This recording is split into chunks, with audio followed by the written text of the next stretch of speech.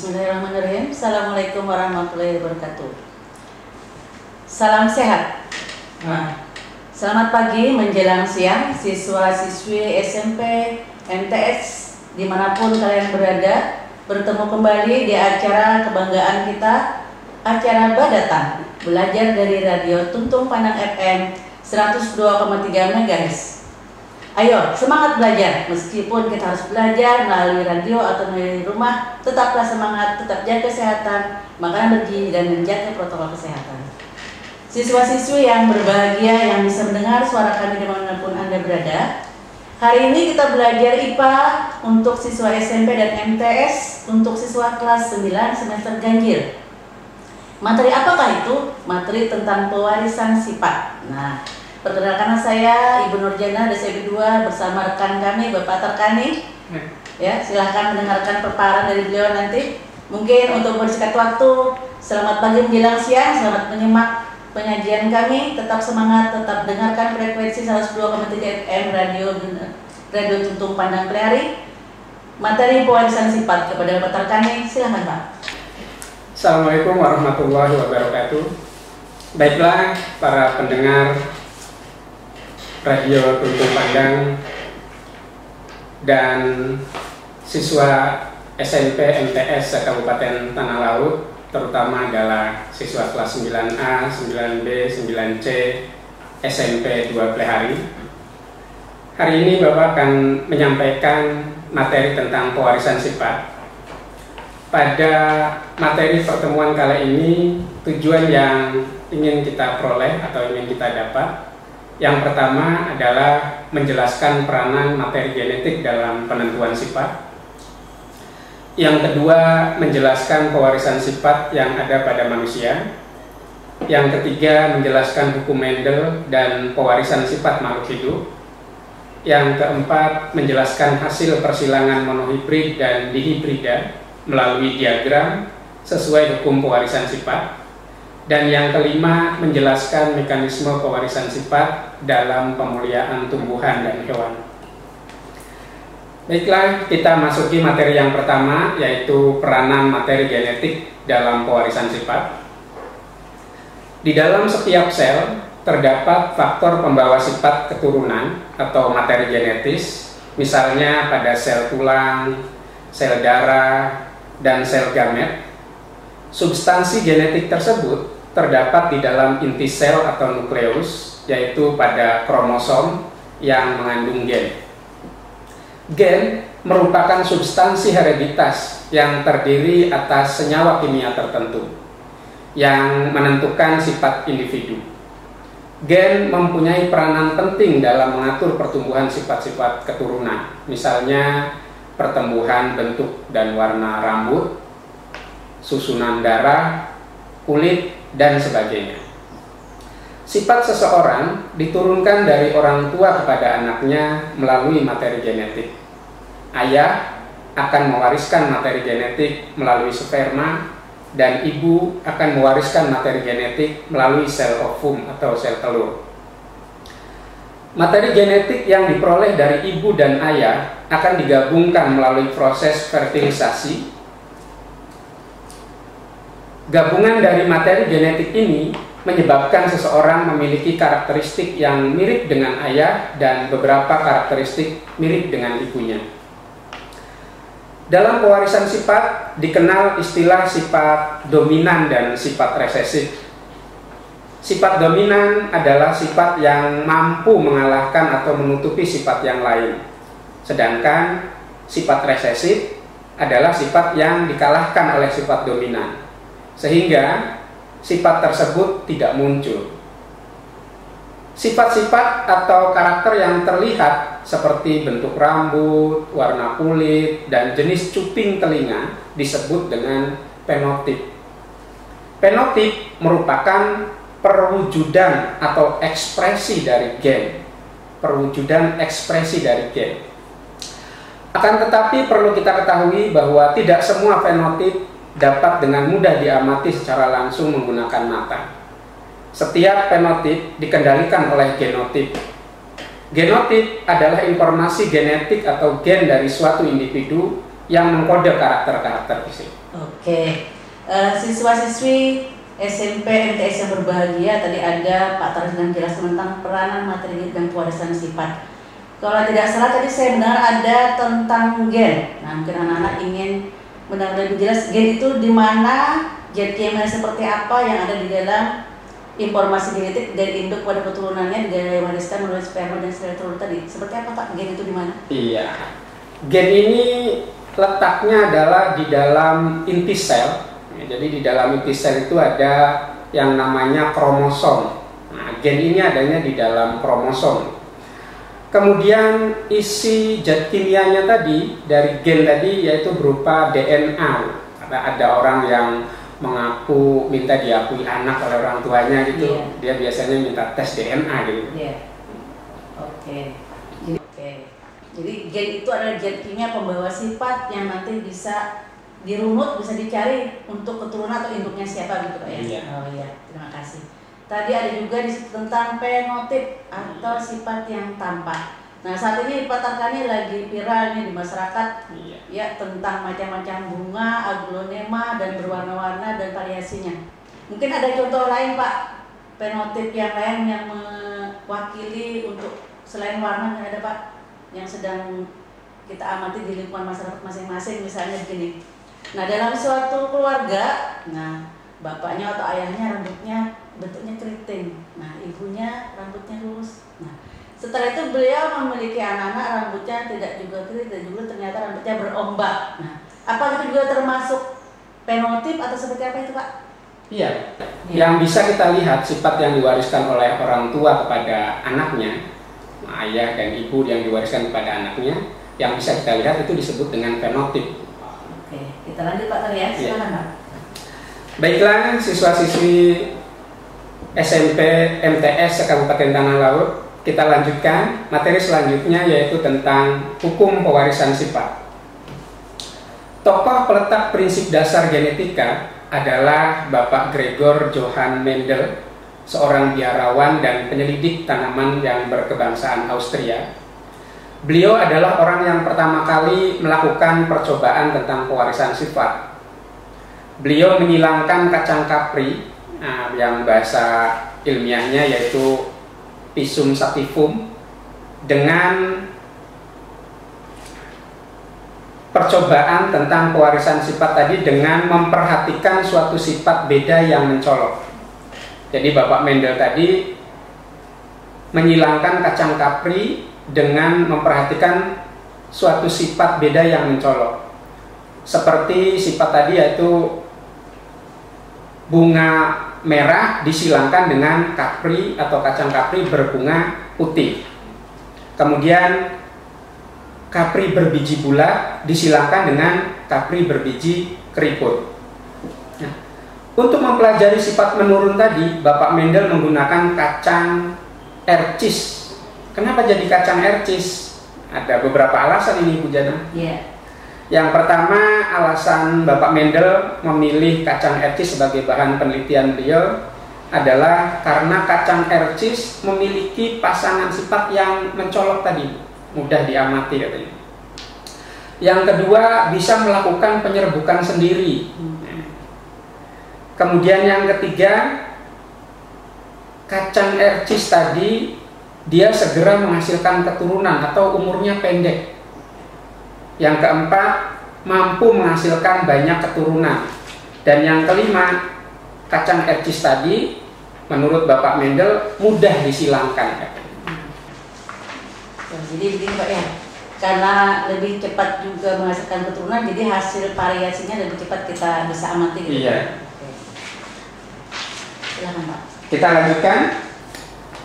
Beberapa kesimpulan penting tentang hasil percobaan Bapak Mendel yaitu sebagai berikut. Yang pertama, hibrid. Maksudnya di sini adalah hasil persilangan antara dua individu dengan tanda beda tadi memiliki sifat yang mirip dengan induknya, dan setiap hibrid mempunyai sifat yang sama dengan hibrid yang lain dari spesies yang sama.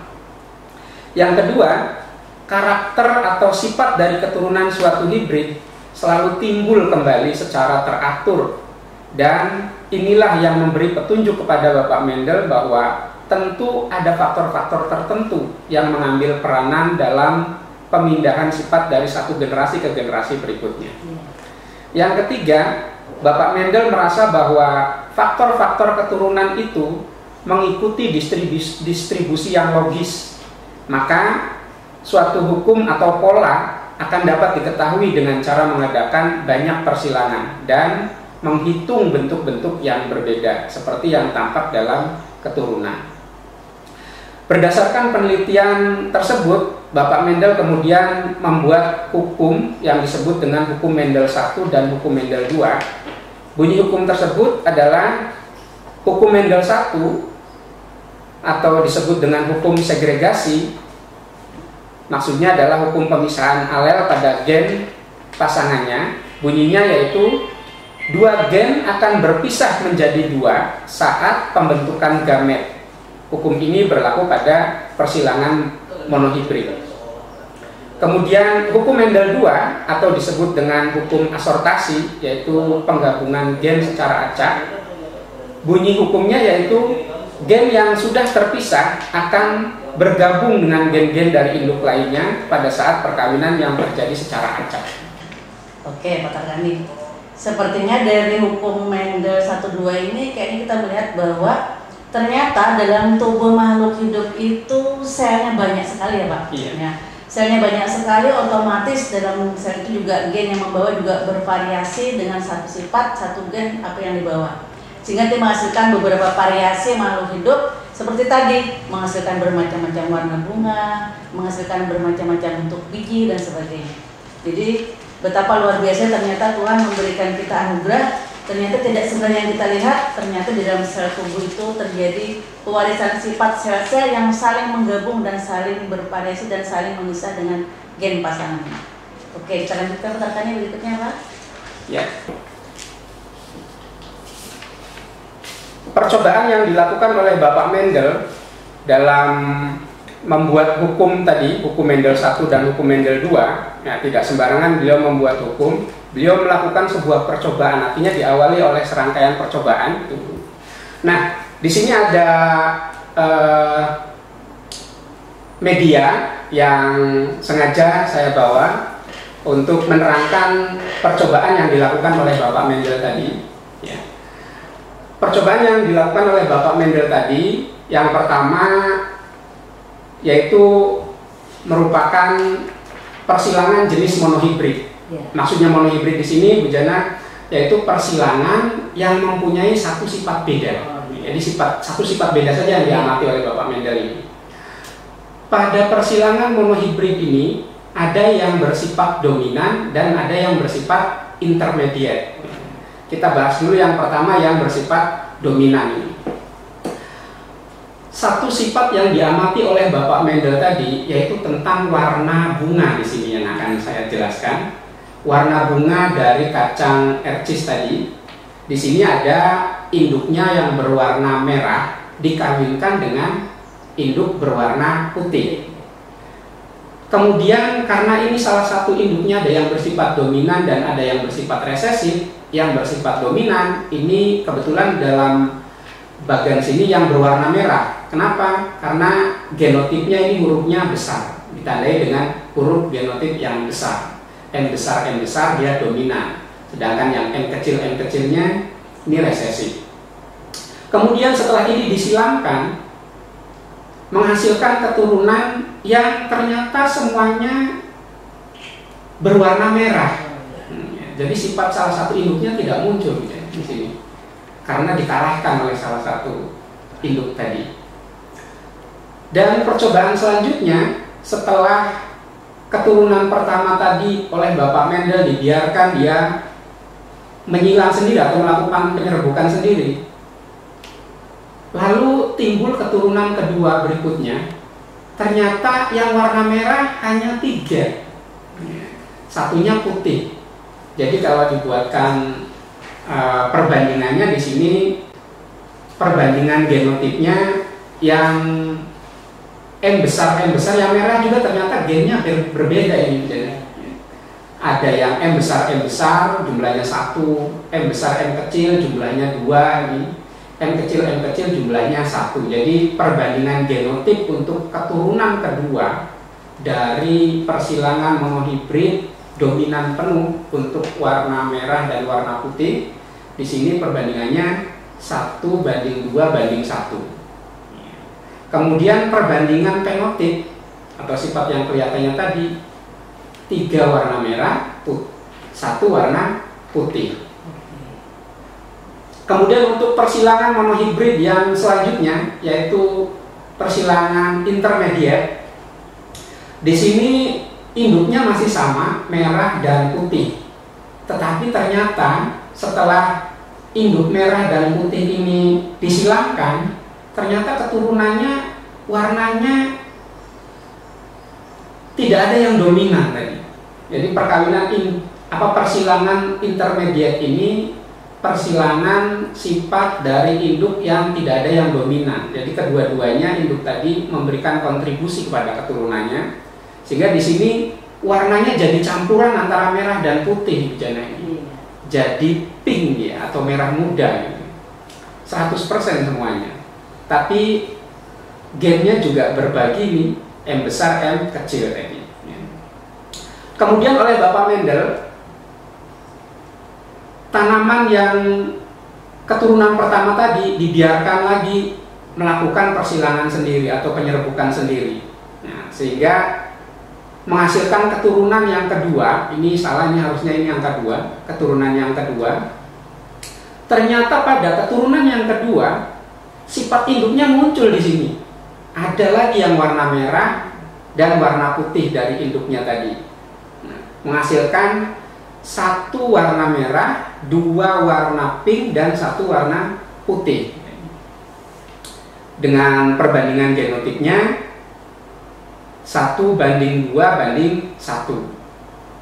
Dan perbandingan fenotipnya juga 1:2 dan banding 1. Ini pertanyaannya, sepertinya kalau untuk yang monohibrid salah satunya dominan. Ini pertanyaannya, sepertinya kalau untuk yang monohibrid salah satunya dominan, itu keturunan pertamanya merah semua gitu Pak ya? Iya. Iya. Tetapi pada percobaan yang kedua, keturunan kedua disilangkan merah dengan merah, ternyata muncul lagi bunga yang mempunyai warna putih. Yang rasasip tadi yang dikalahkan. Ya.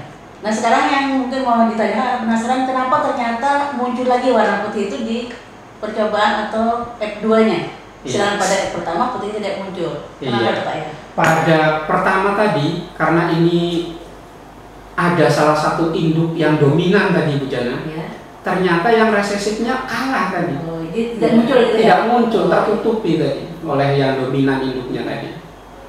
Sedangkan yang kedua, karena itu memang sifat itu ternyata dibawa, jadi meskipun kita itu kelihatan itu warnanya kan dia membawa sifat putih.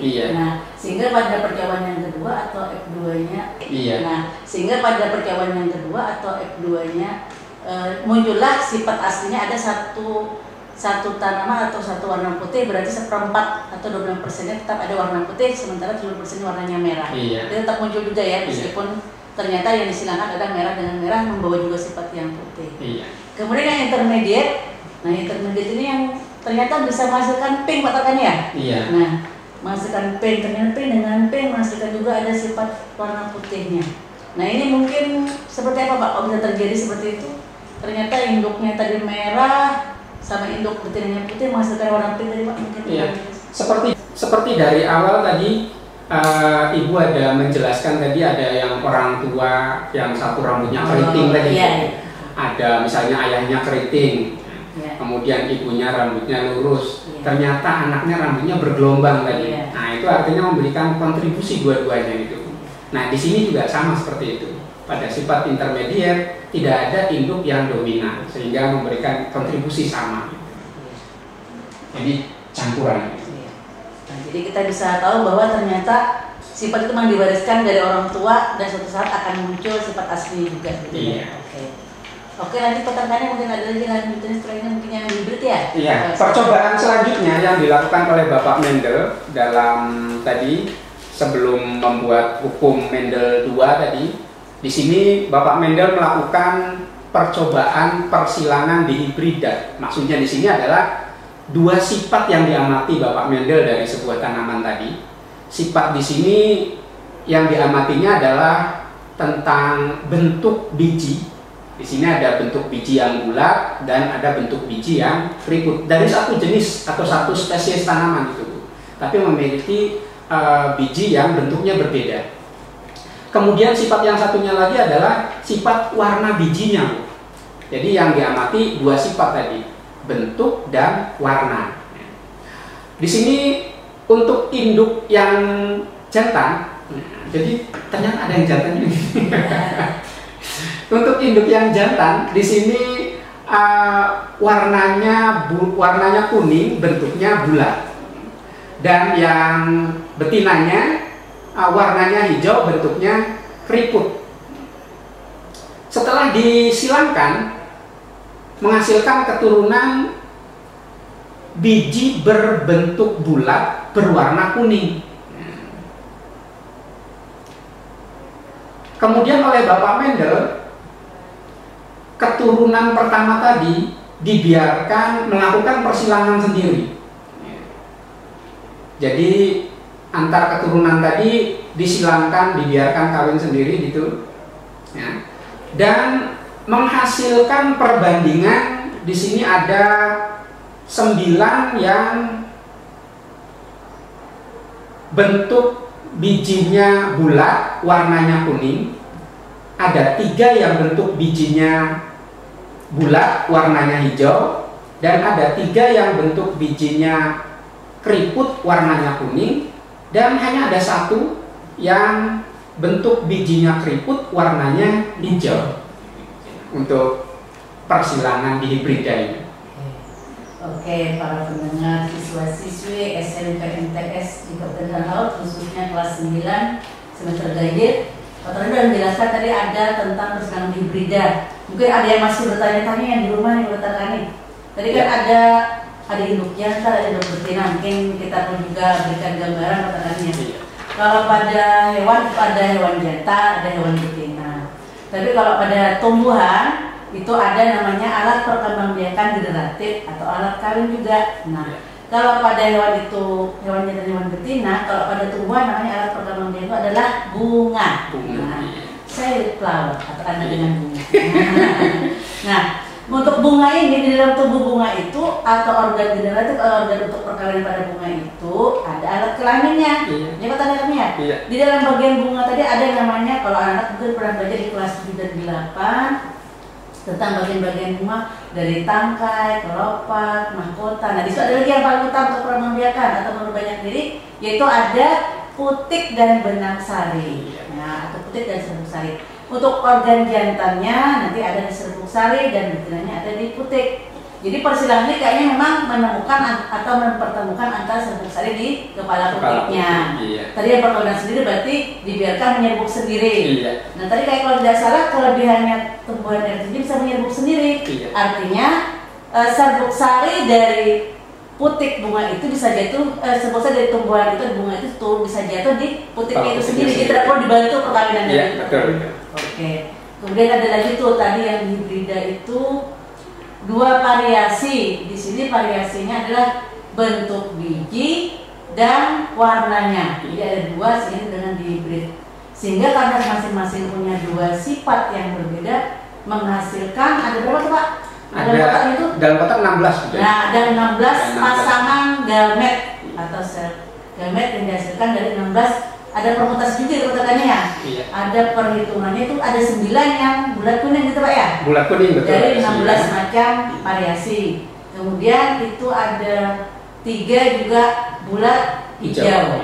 3 bulat hijau. Iya, kemudian ada 3%, 3/16 yang keriput kuning dan 1/16 keriput hijau. Ternyata semua sifat sudah bervariasi, ada 4 macam fenotip. Artinya yang muncul pada hasil persilangan itu ada 4 macam yang kita bisa lihat gitu Pak ya. Nah, yang bisa dilihat warna dan bentuk dari bijinya. Oke. Nah, Bapak sekalian, mungkin dari tadi sudah menyimak cukup lama, kita hiburan dulu katakannya. Ya silakan yang mau minum kopinya dulu, mau minum teh manisnya dulu, kita hiburan dulu katakannya. Oke, para pendengar, siswa-siswi SMP MTS di Kabupaten Tanah Laut, khususnya kelas 9 semester ganjil. Pak Tari sudah menjelaskan tadi ada tentang persilangan hibrida. Mungkin ada yang masih bertanya-tanya yang di rumah nih, Pak Tarkani. Tadi kan ada induk jantan, ada induk betina. Mungkin kita pun juga berikan gambaran, Pak Tarkani ya. Kalau pada hewan itu ada hewan jantan, ada hewan betina. Tapi kalau pada tumbuhan itu ada namanya alat perkembangbiakan generatif atau alat kawin juga. Nah, kalau pada hewan itu hewan jantan, hewan betina, kalau pada tumbuhan namanya alat perkembangbiakan itu adalah bunga. Nah, say with flower, katakanlah dengan bunga. Nah, untuk bunga ini, di dalam tubuh bunga itu atau organ generatif, organ untuk perkawinan pada bunga itu ada alat kelaminnya. Ya, Pak Tadi ya. Di dalam bagian bunga tadi ada namanya, kalau anak-anak mungkin pernah belajar di kelas 7 dan 8 tentang bagian-bagian bunga dari tangkai, kelopak, mahkota. Nah, di situ ada lagi yang paling utama untuk perkembangbiakan atau memperbanyak diri, yaitu ada putik dan benang sari. Nah, atau putik dan serbuk sari. Untuk organ jantannya nanti ada di serbuk sari dan betinanya ada di putik. Jadi persilangan ini kayaknya memang menemukan atau mempertemukan antara serbuk sari di kepala putiknya. Tadi yang perkawinan sendiri berarti dibiarkan menyerbuk sendiri. Nah, tadi kayak kalau tidak salah kelebihannya tumbuhan RT ini bisa menyerbuk sendiri. Artinya serbuk sari dari putik bunga itu bisa jatuh, serbuk sari dari tumbuhan itu bunga itu tuh bisa jatuh di putiknya itu sendiri. Jadi tidak perlu dibantu perkawinannya. Oke. Kemudian ada lagi tuh tadi yang di hibrida itu dua variasi. Di sini variasinya adalah bentuk biji dan warnanya. Jadi ada dua sehingga dengan dihibrid. Sehingga karena masing-masing punya dua sifat yang berbeda menghasilkan ada berapa tuh Pak? Dalam kotak itu? Dalam kotak 16. Nah, ada 16 pasangan gamet atau sel gamet yang dihasilkan dari 16. Ada permutasi juga di kotakannya ya? Iya. Ada perhitungannya itu ada 9 yang bulat kuning gitu Pak ya? Bulat kuning betul. Dari 16 macam variasi. Kemudian itu ada 3 juga bulat hijau. 3 bulat. Ya, kemudian ada 3%, 3/16 yang keriput kuning dan 1/16 keriput hijau. Ternyata semua sifat sudah bervariasi, ada 4 macam fenotip. Artinya yang muncul pada hasil persilangan itu ada 4 macam yang kita bisa lihat itu Pak ya? Iya. Nah, yang bisa dilihat warna dan bentuk dari bijinya. Oke. Kita lanjutkan untuk materi berikutnya tentang pewarisan sifat tadi. Silakan memutarkan. Ya, terima kasih Bu Jana. Terima kasih Bu Jana. Baiklah, siswa-siswi SMP MTS Kabupaten Tanah Laut, kita lanjutkan. Materi selanjutnya yaitu tentang penerapan pewarisan sifat dalam pemuliaan makhluk hidup dan peranannya bagi manusia.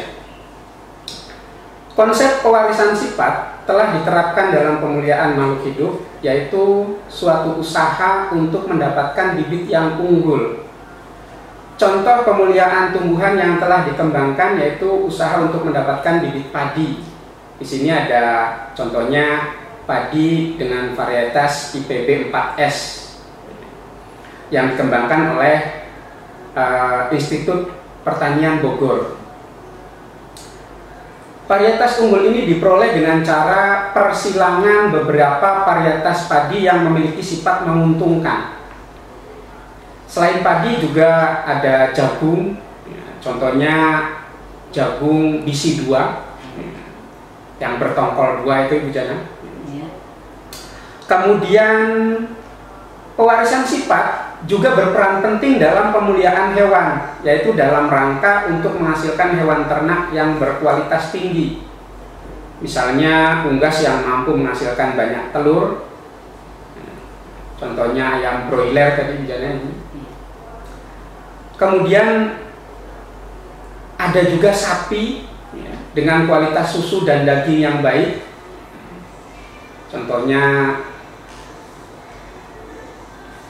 kalau di peternak, kebetulan tempat saya di Batu Ampar banyak orang yang ternak sapi, tapi bukan sapi yang untuk susunya, itu sapinya sapi pedaging ya. Ada limusin di situ.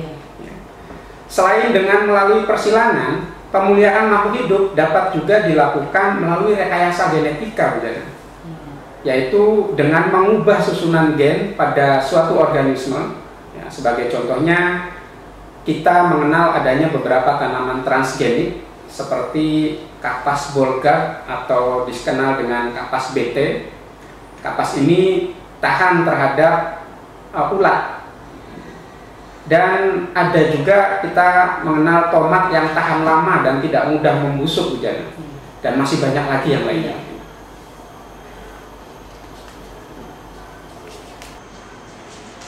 Oke, Pak Tarkani. Ini sepertinya sangat tepat sekali materi ini untuk daerah kita Kabupaten Tanah Laut yang masyarakatnya 80% mungkin pertanian ya. Yeah. Nah, anak sekalian mungkin ada dari siswa di rumah, siswa SMP, MTS, anak-anak itu semua adalah orang tuanya petani. Nah, ternyata sekarang baru tahu bahwa di pertanian itu sudah ada bibit unggul dan juga dikembangkan di lingkungan masing-masing. Itu ada namanya tadi Pak Tarkani PB4S. Nah, yang kita tahu PB4S itu punya kelebihan nanti. Apa kelebihannya? Cepat dipanen, tumbuhannya mudah dipanen, kemudian menghasilkan hasil yang banyak sehingga juga meningkatkan kesejahteraan masyarakat kita di tanah laut. Nah, tadi juga ada jagung. Nah, kita swasembada jagung di tanah laut. Nah, itu ada jagung. Kalau untuk jagung untuk bahan pakan ternak, nah itu daerah Batu Ampar banyak Pak ya. Nah, jagung tadi juga ada. Kemudian mungkin yang sering dirasakan oleh anak-anak sekalian di rumah, kita semua mungkin ada tanaman hasil transgenik, hasil RKYC itu buah semangka Pak Tarkani. Oh iya. Nah, itu di pasar banyak.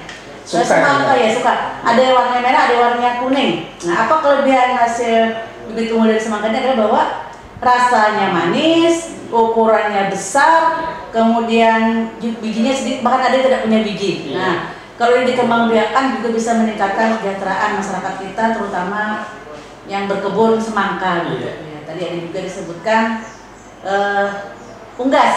Nah, itu ayam broiler, ayam potong. Itu apa? Mungkin 40 hari sudah bisa panen, menghasilkan untuk petelur telur yang banyak, beratnya banyak sehingga menghasilkan juga kesejahteraan. Nah, ternyata luar biasa bahwa pewarisan sifat atau pemulihan tanaman atau usaha untuk meningkatkan bibit unggul juga sangat mempengaruhi kesejahteraan masyarakat kita. Begitu Pak ya? Oke, lanjutkan lagi Pak Tarkani, silakan. Beberapa sifat unggul tadi sudah disebutkan oleh Bu Jana tadi. Sifat-sifat unggul pada tanaman, yang pertama itu tidak mudah terserang hama dan penyakit tanaman. Kemudian yang kedua, mudah tumbuh di kondisi yang tidak menguntungkan. Yang ketiga, mempunyai umur pendek atau cepat dipanen. Jadi cepat menghasilkan. Kemudian mempunyai batang ranting yang dapat tumbuh dengan kokoh dan dapat menghasilkan buah yang bermutu tinggi. Tadi yang sampai sebutkan tadi, rasanya manis, ukurannya besar, jumlahnya banyak. Bahkan semangka tadi ada yang tidak berbiji. Kemudian yang terakhir untuk sifat unggul tanaman adalah mudah untuk dikembangbiakan. Dan sifat-sifat unggul pada hewan, yang pertama adalah tidak mudah terserang penyakit, lalu pemeliharaannya mudah, dan pada jenis hewan pedaging tadi yang sudah disebutkan tadi bisa menghasilkan daging dengan mutu yang baik tadi. Kemudian pada unggas petelur tadi bisa dihasilkan telur yang banyak tadi, umurnya pendek atau cepat dipanen tadi, tapi cepat diperoleh hasil sehingga mengurangi biaya pemeliharaan tadi. Mudah dan cepat dikembangbiakan dan dapat menyesuaikan dengan lingkungan yang tidak menguntungkan. Itu sifat-sifat unggul tadi. Manfaat tadi juga sudah disebutkan oleh Bu Jana tadi ya. Manfaat teknologi reproduksi tadi. Yang pertama dapat menghasilkan produk yang bermutu tinggi. Yang kedua bisa menghemat biaya dan tenaga kerja. Ketiga dapat mempercepat produksi. Dan keempat, tanaman dan hewan akan berumur panjang karena sifat unggulnya yang tahan terhadap penyakit dan iklim. Mungkin itu yang dapat saya sampaikan Bu Jana untuk pembelajaran kali ini tentang pewarisan sifat. Mungkin ada lagi Pak ini tentang, kalau tidak salah ada istilah dalam pemulihan tanaman, ada istilah apa ya, istilah rekayasa genetika. Ada radiasi, ada persilangan. Kalau persilangan tadi yang sudah dijelaskan Pak Tarkani tadi ya. Ada yang contoh satu sifat beda, dua sifat beda. Nah, untuk rekayasa genetika ini ternyata juga sangat luar biasa Pak Petani, bisa menghasilkan bibit unggul, tetapi tidak semua orang bisa melakukan ini. Ya, kalau masyarakat kita itu hanya namanya menggunakan hasil bibit yang sudah diperoleh dari penelitian para ahli yang memproduksi bibit unggul itu. Ya. Kalau yang ini hanya orang tertentu, kalau di tempat kita kan di Bogor tempat penelitian padi. Jadi kalau di Banten itu penelitian atom dan nuklir juga mencari bibit unggul dengan meradiasi, memberikan penyinaran, sifat-sifat yang unggul saja yang dimunculkan. Mungkin ada tambahan lagi Pak untuk rekayasa genetika Pak? Ada tambahan lagi Pak? Tentang rekayasa genetika, mungkin anak masih belum familiar dengan rekayasa genetika. Iya. Untuk rekayasa genetika, yang dimaksud dengan rekayasa genetik tadi, ini adalah suatu teknik yang dilakukan dengan cara memanipulasi materi genetik. Jadi, ya, tanaman yang akan dibudidayakan tadi dimanipulasi gennya. Jadi, ya tadi yang bisa melakukan ya hanya peneliti. Kalau kita guru, bisanya menerangkan aja. Betul. Nah, cara ini dapat kita lakukan dengan menambah gen tertentu sehingga diperoleh bibit yang jauh lebih unggul. Dengan demikian kita memperoleh perpaduan gen yang dapat berupa lintas spesies di sana, yang dikenal dengan sebagai nama tanaman transgenik. Tadi contohnya sudah saya sebutkan tadi, ada contohnya adalah kapas tadi. Kapas hasil transgenik tadi namanya kapas Bolgard atau kapas BT tadi. Dia tahan terhadap ulat. Jadi bisa menghasilkan panen yang lebih banyak. Kemudian ada tomat tadi hasil transgenik juga. Jadi memang ternyata luar biasa para peneliti tanaman dan pangan ini ternyata bisa menemukan bibit-bibit unggul yang punya sifat memang luar biasa, yang umumnya digunakan itu adalah yang tahan penyakit Pak. Kalau untuk tomat, kentang itu adalah yang tahan terhadap jamur. Sehingga dia udah bertahan meskipun dalam situasi misalnya musim penghujan itu banyak jamur, tanaman ini bisa tetap bertahan dengan kondisi karena dia hasil bibit pilihan dan bibit unggul. Nah, kalau misalnya hewan juga demikian. Untuk misalnya hewan sapi itu, untuk sapi limosin itu Pak, wah beratnya luar biasa. Itu bisa menghasilkan hampir ratusan kilogram untuk satu ekor sapi, sehingga sangat baik untuk konsumsi atau pedagang, terutama sapi pedaging. Nah, kalau di Jawa itu yang banyak dikembangbiakan adalah sapi untuk perusahaan atau sapi ternak susu. Nah, itu juga diperlukan hasil susu yang banyak jumlahnya, kemudian mutunya bagus, juga tahan terhadap penyakit untuk hewan dan sapi dan sebagainya. Mungkin ada lagi Pak Tar, contoh-contoh untuk tanam bibit unggul yang lain, mungkin selain itu. Nah, di sini ada tentang kawin silang juga Pak. Ada di situ Pak. Nah, ya, mungkin ada perlu tambahan pemulihan hewan juga Pak. Oke, jadi pemuliaan hewan ada cara yang disebut dengan hibridasi atau kawin silang tadi, yaitu maksudnya adalah proses perkawinan silang pada hewan yang dapat dilakukan dengan cara menyatukan hewan jantan dan betina pada suatu habitat atau kandang tertentu. Jadi dia dikumpulkan tadi. Di situ nanti terjadi hukum alam mungkin, yang kuat, yang mampu bertahan, dia akan tetap eksis. Tetapi ada juga untuk lebih mempercepat dilakukan inseminasi buatan. Maksudnya mungkin petani tadi punya sapi yang jantannya satu, tapi sapi betinanya banyak. Untuk mempercepat perkawinannya tadi bisa dilakukan dengan inseminasi buatan. Jadi bisa menghasilkan sperma yang unggul tadi, bisa disimpan dan bisa untuk membuahi betina yang banyak. Ini mungkin untuk hibridasi atau kawin silang dengan dibantu dengan inseminasi buatan. Oh ya, kalau tidak salah begini terkait. Untuk Kabupaten Tanah Laut ini untuk inseminasi buatan kita sudah ada Pak tempatnya di Tambanglang. Nah, di BPTU itu ada pengembangbiakan bibit unggul. Di situ saya pernah berkunjung waktu itu. Di situ ada kawin suntik di situ untuk sapi, udah ada bibit unggul itik, ada domba, ada kambing. Nah, di depan labirin itu Pak. Nah, mungkin anak-anak atau masyarakat Tanah Laut yang ingin mendapatkan bibit unggul untuk ternak, khususnya di Kabupaten Tanah Laut itu bisa ke BPT, Badan Penelitian Ternak di Tambangulang. Tambangulang masuk ya? Iya. Ya, itu dekat seberang labirin itu. Di situ kita bisa mendapatkan bibit unggul yang resmi dari pemerintah, dan itu khusus untuk penelitian bibit unggul Kabupaten Tanah Laut. Mungkin ada lagi Pak, kalau tentang radiasi menurut rekannya. Oh, iya. Oh, iya. Jadi penjelasannya maksudnya radiasi tadi sedikit sebetulnya sudah disinggung oleh Bu Jana, bahwa teknik ini dapat kita lakukan yaitu dengan cara meradiasi menggunakan sinar X atau sinar radioaktif, maka terjadi mutasi pada makhluk hidup, ya. Tak terkecuali juga pada hewan. Tetapi kadang-kadang hasil mutasi ini ada yang tidak kita inginkan juga terjadi gitu, Bu. Makanya jarang dilakukan sebetulnya, kecuali orang ahli bener. Ini takutnya terjadi malah makhluk yang tidak kita inginkan terjadinya malah. Ini untuk radiasi. Iya. Iya. Karena ini menggunakan zat kimia atau gelombang yang berbahaya juga Pak ya. Iya. Ini perlu menggunakan lab khusus dan sebagainya karena ini membahayakan juga. Iya. Mungkin itu saja dari saya Bu untuk pemuliaan hewan dan tumbuhan. Terima kasih atas perhatiannya. Kami kembalikan kepada Ibu Nur Jana sebagai pembawa acara. Oke.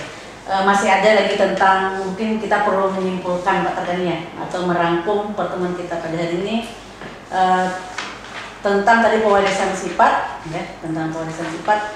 Apa saja yang sudah kita catat, kita sudah peroleh. Mungkin anak-anak mungkin ada yang saking asiknya, saking semangatnya lupa ternyata. Nah, oh iya, ternyata poin-poin ini nanti kan karena untuk kelas 9 sangat diperlukan betul materi ini.